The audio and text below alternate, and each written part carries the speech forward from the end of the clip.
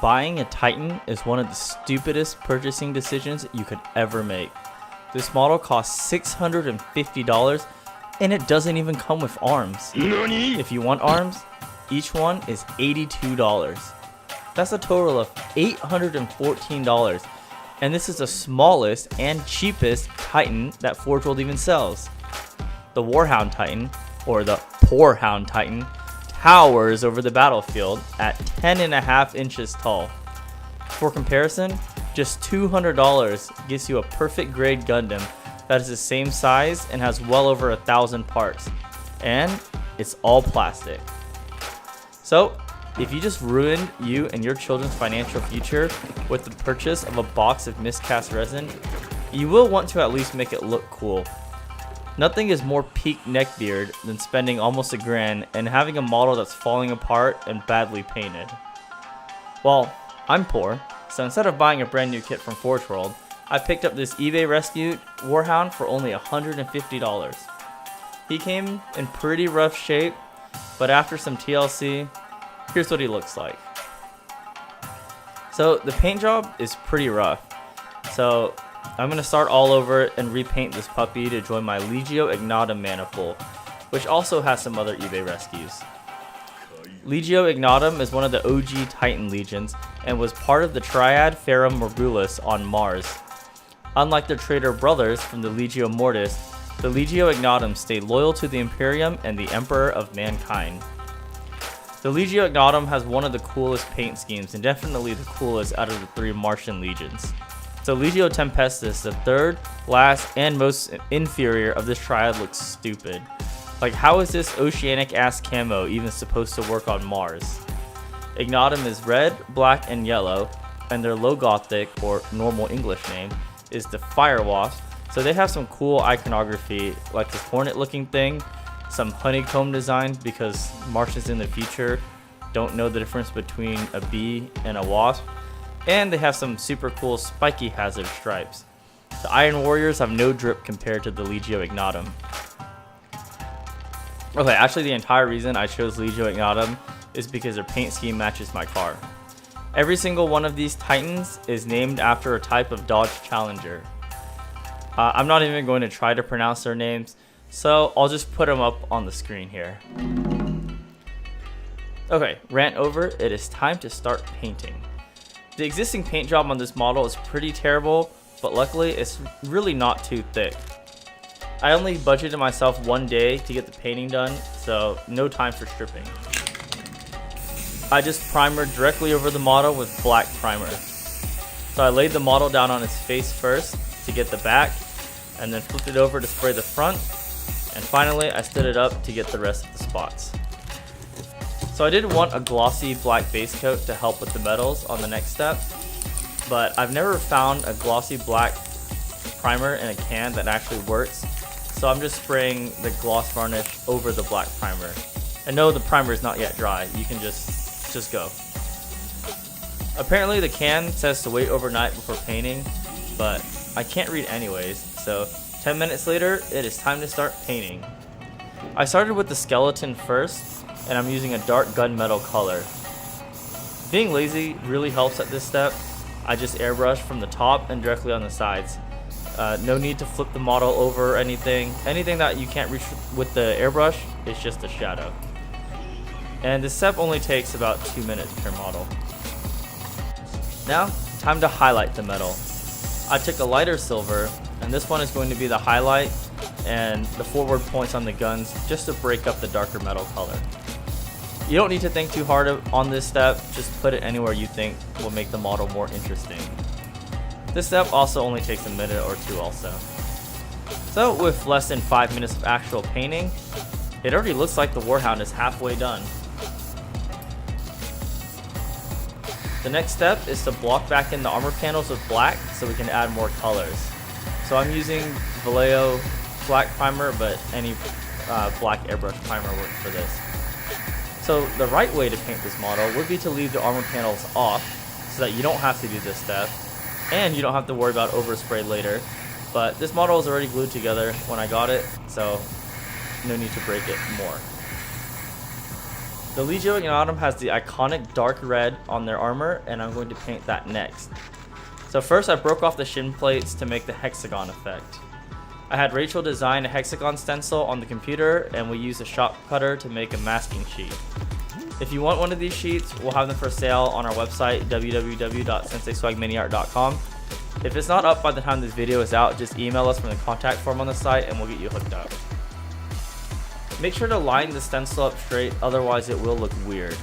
I'm using the point armor decoration and the big rivets to make sure everything is lined up. To sell the effect without making it too bright, I'm going to fade this color onto the existing primer to make it look darker. The first dark red is more like a mid-tone and not really a dark tone. On the shin guards, I'm focusing the light on the center top of the piece and fading it out into a circular shape. On the head, I blend the paint onto the two little forehead bumps, and I'm fading it downwards on the side of the face. So there's really no right place to put the highlights, since I'm going for a more hyper-realistic lighting method instead of making it actually look realistic. This way the model looks interesting from every angle instead of just looking correct from one viewing angle. So I'm trying to get good footage of the model for the video, but it's really hard to paint such a large model this way. Here's the actual correct Sensei Swag approved method for painting a Titan. You just hold it like a little baby puppy instead of trying to paint it while it's on the table. Next, I highlighted the red with a mid-tone red. This should be faded about 50% onto the dark red from the last step. This is more of a highlight than a mid-tone. On the shin, I just make the circular pattern smaller, and on the head, it's really just a tip of the forehead bits that get paint. For the rest of the armor, I continue to blend the same direction as the last step. Some of the parts don't really have an obvious high point, so I just left those alone. Finally, the light highlight is just orange. This will make the dark red really pop, and you just want to use a tiny amount just to get the highest highlight. So on the shins, the orange is just a small dot in the top center by the Gothic armor decoration piece. Don't worry that the orange is drastically different than the two reds. That'll be fixed in the next step. Now you can remove the masking from the shin guard and see the honeycomb lines. On some of my Titans, I blended the red to yellow like you see on some of the Ignatum art, but I thought this would make it a little too busy on this model, especially with what I planned for the top of the carapace. If you want the faded effect over the hexes, like on my Warlord Titan, just blend the colors closer together with orange being the mid-tone so that you can add yellow later on. And I probably should have done this before removing the masking, but to get all the red to blend together, I used a red filter. This filter is made by thinning down transparent red about 20% with 80% thinner. I airbrushed this on in super thin layers with a little bit more focus in the shadows. This will bring the orange down to the highlighted red and the black up to a very dark red. Basically, I want to get all of the colors in the same spectrum, I guess. It's kind of hard to explain, but you can see the effect. So basically, all of the colors are the same shade of red. Then I painted the black. Some of the Titans in the manifold have black armor panels or black helmets, but for this one, the black would just be part of the spiky hazard stripes. It still needs to be highlighted, and I did this with a dark blue-gray. And one more highlight on the black. This time I'm using a medium blue-gray just to get that sheen effect. Just a tiny line on the sharpest point of the reflection. This next step, if you choose to do it, will be the hardest part. Before I started, I needed a beer to calm my nerves, since this can be very frustrating. Non-alcoholic beer, of course, this time, because me and my girlfriend just broke up and I'm hitting the gym and I want to get the gains, so no real alcohol for a while. I'm using another one of our stencils to get the hazard stripes. This is the longest step of painting the entire Titan, I think, and you'll usually have to start over 1 or 2 or 3 times. Basically, just try to line up the sides evenly and put the tape down, and then put another piece to line up to the first one, and put a third one and peel off the one in between, and keep going until everything is done. To make this easier, you can just do half of the carapace in spiky hazard stripes, or you can practice on an easier part like the knee pad of a larger Titan. Luckily, this only ended up taking 20 minutes for me, which is a record since sometimes it takes over an hour. Again, you can get this stencil from our shop at www.senseiswagminiart.com. The stencil sheet will have both the hexes and the stripes. Now to paint the yellow. First, I started out with a light brown to give the yellow a warm undertone. If you want a cool undertone, I would recommend you use purple. I'm not sure if undertone is the correct word, but use brown if you want a warm yellow, purple if you want it cool. No technique here, just cover everything. Next is orange. So the yellow doesn't cover very well over the brown, so the orange will just give it another layer of depth. This is airbrushed on like 80 to 90% of the brown with just a tiny bit left in the darkest shadows. I will be tinting this color just like I did for the red, so I'm more focused on the transition from dark to light rather than the colors themselves blending, if that makes sense. Then onto the yellow. This goes on the majority of the orange with just a little bit remaining. Again, I'm not concerned with the colors transitioning, just want to get a good darker to lighter blend. And this might take 2 or 3 thin coats. You can spray this on a panel and then move on to another panel and come back to the first one. I chose a more ochre yellow so it looks a little bit more natural. I want to avoid the highlighter look of a normal yellow paint since this is a military vehicle. Then I use a bone or a sand color to add that brightest sheen to the yellow. Same as on the black, just a very small thin line. Finally, I filtered the yellow down like I did on the red. Transparent yellow with thinner, sprayed in very thin coats. This will get the orange and brown to look like the shadow of the yellow color instead of just being orange and brown. This step will only take a minute or so, but it really helps make the model look less painted and more realistic. Time to remove the masking tape and hopefully you didn't fuck up by getting the spray underneath. If you do get some, it's okay. You can correct it with a brush or just add weathering on top, like I will later. At this point, the Titan is looking pretty good. If you did get too much paint underneath the tape, or if your lines are crooked, well, it's time to cry because you'll have to primer it black and repeat the last 8 steps. Probably practice on some cardstock first.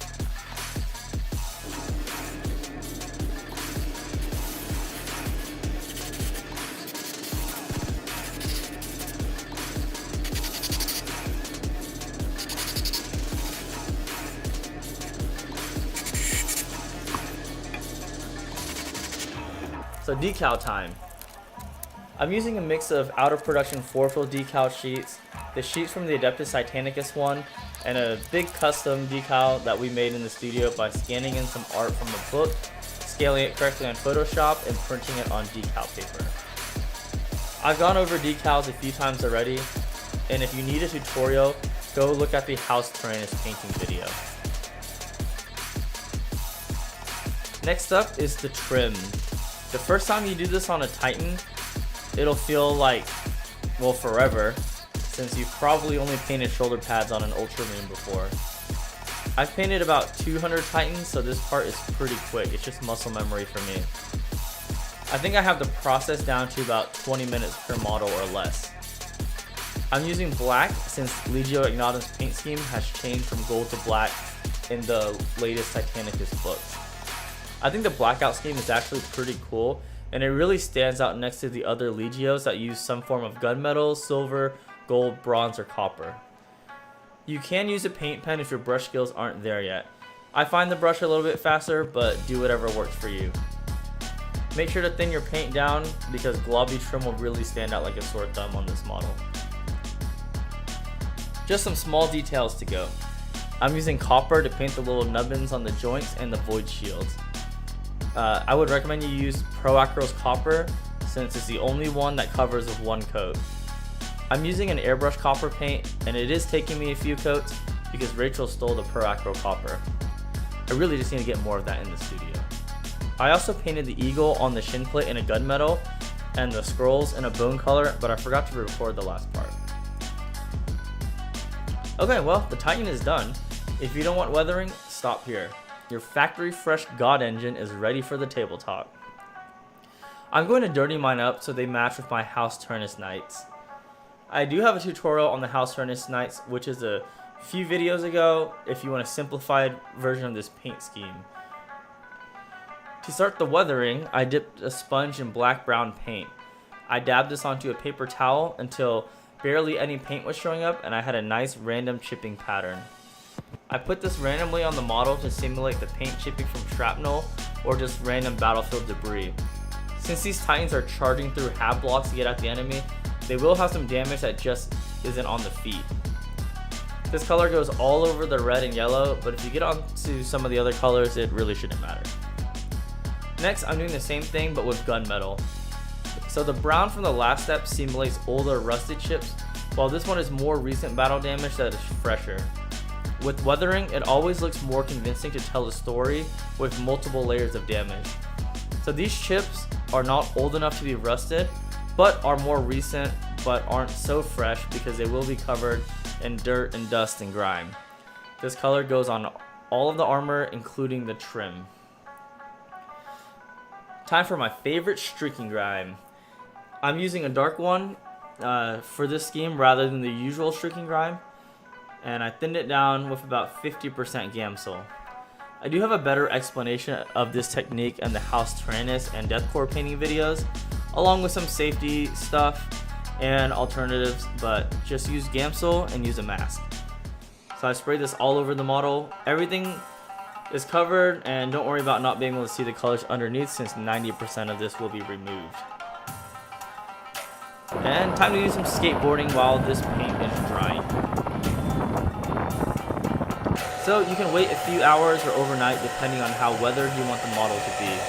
I came back about an hour later and the paint is still too wet, and I just used a blow dryer to expedite the process. You don't want to blow dry it right away since you'll just be pushing the wet paint around, so wait a little bit first. Now that the streaking grime is dry enough, it is time to remove the majority of it. I'm using a makeup sponge for this, but Q-tips or small rags will also work. If the paint isn't coming off easily, soak whatever instrument you decided to use with Gamsol to get the really stubborn spots. I'm using the sponge deliberately going down on every stroke to leave the streaking effects like dirty rain coming down the side of the Titan. This micro detail really helps show the scale of the Titan. And you can remove as much or as little of the streaking grime as you want. The streaking grime will take a day or two to fully dry, and it's 1:30 a.m. right now and I want to finish painting before I go to bed. If you want to keep working, take the model outside and spray it with varnish and let the streaking grime cure underneath while you continue to add paint on top. You do have to wait a little bit before you do this, because if you do it too soon, and depending on what kind of varnish you're using, it might react with the streaking grime. So yeah, well, it's pretty late now and I decided just to do the base and let it dry while I slept and finish up the model in the morning. First, I glued a small ruin on the base just to really show the scale of the Titan. I'm using my own mixture that replicates Sterling mud. You could be a baller and use actual Sterling mud, but a certain workshop hates this one simple trick. I made my own swag mud, which is just sand, paint, and glue. It doesn't make sense to put glue on the base, then sand it and paint it, or pay $8 for Sterling mud, but you can just mix all the ingredients together and do it in one step. The last step for today was to add some slate onto the base and let it dry into the paint. I used 3 different sizes starting from the largest. Each step downwards gets a little bit more material. Well, it's the morning now and it is time to bring some life back into the model. So the model right now is kind of a monotone brown from the streaking grime, and I want the metal and the trim to really pop and add another dimension of weathering, so I'm dry brushing silver over the skeleton. This makes the edges of the metal look distressed and it really helps the details pop out. I use the same silver to lightly distress the black trim to really accentuate it. You could also dry brush some of the metal chips onto the armor, and this is more weathering. Finally, I use the same silver to sponge a little bit on for the freshest chips. I did this on the armor as well as the trim and the skeleton. Now the Titan doesn't look like he just got dumped in mud, and it looks a lot more 3D. I wanted to make the copper bits stand out a little bit more, so I'm giving them a verdigris or a patina effect, and for this I'm just mixing medium, thinner water into a turquoise paint. If you want a more natural faded look, you can use an oil paint, but I wanted it to pop a little bit more, so I'm using acrylic for this step. 2 more small details, and it's time to break out the airbrush again. I'm going to start with the barrel scorching. This is simulating a weapon barrel that got super hot, and it gives a focal point for the weapons that are just otherwise a long tube of metal. The first color is a medium brown, which covers most of the surface area on the front of the weapon. About 50% of the medium brown is covered with dark brown. I'm trying to make sure the tip is the most scorched part. Finally, the very tip is just airbrushed with black. You could probably do this effect with dry brushing, but airbrushing is faster, and if you didn't clean your airbrush last night, like I never do, the extra dry paint particles splashing around really adds to the effect. Then it is time for the void shield.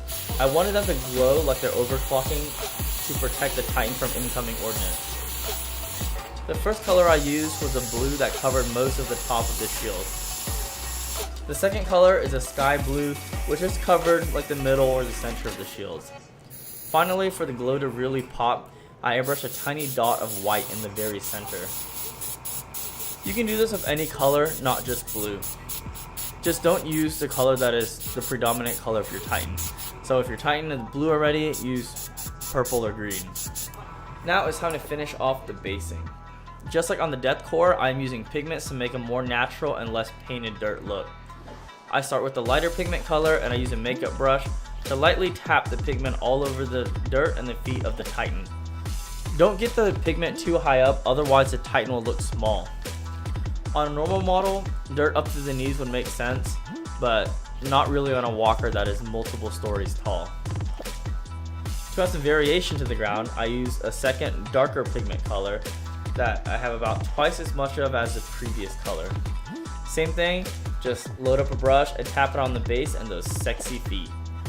If you have terrain or other debris on your base, get it all over those two to tie everything together. Finally, I use a large makeup brush to blend the two colors together. No art here, just attack the base with the largest brush you can find. Make sure you blend the pigment on the feet too. To seal it all in, I use Gamsol from a spray bottle. Make sure to soak everything so no pigment can come off later, but don't use too much to where everything is running off the base. This will take a few hours to dry, or you can just speed it up with a blow dryer. Here's a sped up version of the hair dryer so you can see the effect of the Gamsol after it is dry. To finish off the base, I'm just slapping some tufts on. These are just going around the base randomly wherever I think they look cool. And no Titan is complete without a name. This one will be named Melas Umbras in High Gothic.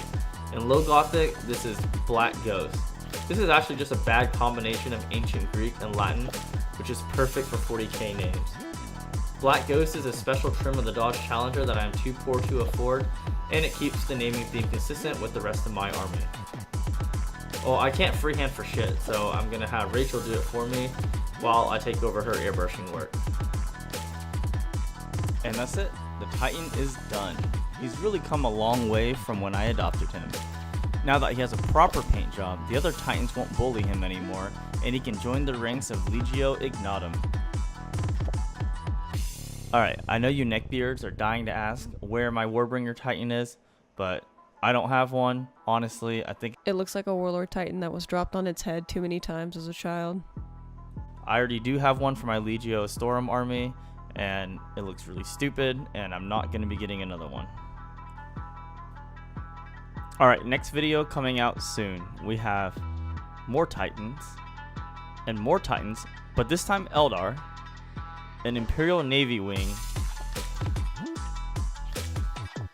some Custodes, and a few more projects, but I'm not sure exactly what order we plan to paint everything. Thanks for watching. Bye.